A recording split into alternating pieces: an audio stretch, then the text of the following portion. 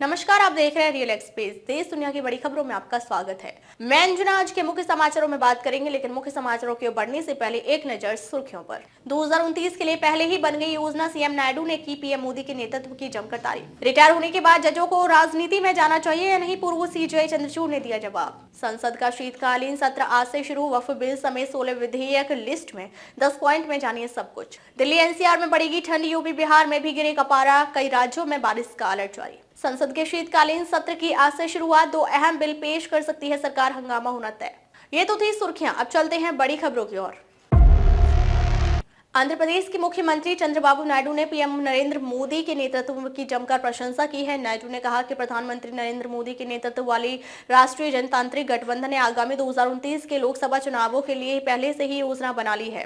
PM एक mission की तरह काम कर रहे हैं। दरअसल विगत दिनों एक कार्यक्रम में बोलते हुए आंध्र प्रदेश के सीएम ने कहा कि हरियाणा सरकार के शपथ ग्रहण समारोह के ठीक बाद प्रधानमंत्री ने एनडीए के सभी मुख्यमंत्रियों के साथ एक व्यापक बैठक की। देश में अक्सर इस मुद्दे पर चर्चा होती है कि क्या पूर्व जजों को राजनीति में शामिल होना चाहिए या नहीं। हाल ही में यह सवाल पूर्व सीजेआई डीवाई चंद्रचूड़ से भी पूछा गया।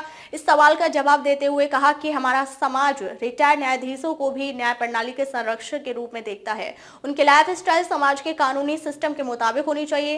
एनडीटी के संविधान @75 कांग्रेस बातचीत के दौरान उन्होंने कहा कि हर जजों को तय करना होता है कि रिटायरमेंट के बाद उनके द्वारा लिए गए फैसले उन लोगों पर असर डालेगा या नहीं जो न्यायाधीश के रूप में उनके द्वारा किए गए काम का मूल्यांकन करते हैं।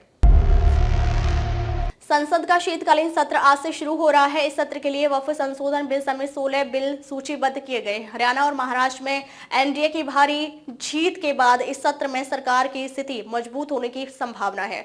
सत्र में इन राज्यों के चुनाव परिणाम का प्रभाव देखने को मिलेगा।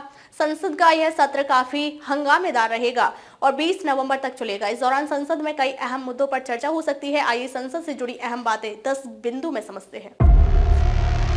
दिल्ली एनसीआर समेत देश भर में मौसम में बदलाव हो रहा है। मौसम विभाग के मुताबिक आज दिल्ली एनसीआर का मौसम करवट लेने वाला है। आज से तापमान में गिरावट होने की संभावना है, साथ ही ठंड भी बढ़ेगी।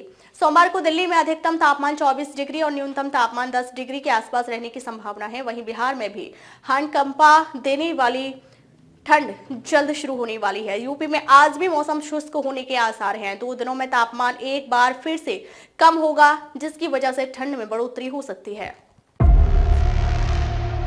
लोकसभा चुनाव के बाद से भले ही देश का सियासी माहौल अब काफी बदल चुका है, लेकिन इसके बाद भी विपक्षी पार्टियों के जिस तरह के तेवर हैं, उससे साफ है कि सोमवार से शुरू हो रहा संसद का शीतकालीन सत्र भी हंगामेदार रहेगा।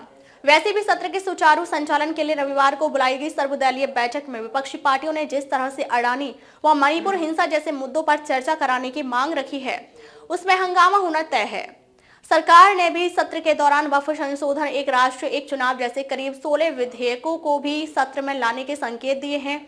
इनमें वक्फ एक राष्ट्र एक चुनाव विधेयक को लेकर पहले ही प्रमुख विपक्षी दलों के साथ पहले से टकराव है।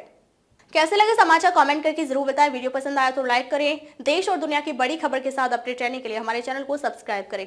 खबरों में अब तक के लिए बस इतना ही, फिर मिलते हैं कुछ ऐसी ही बड़ी खबरों के साथ। तब तक के लिए नमस्कार और देखते रहिए रियल एक्सप्रेस।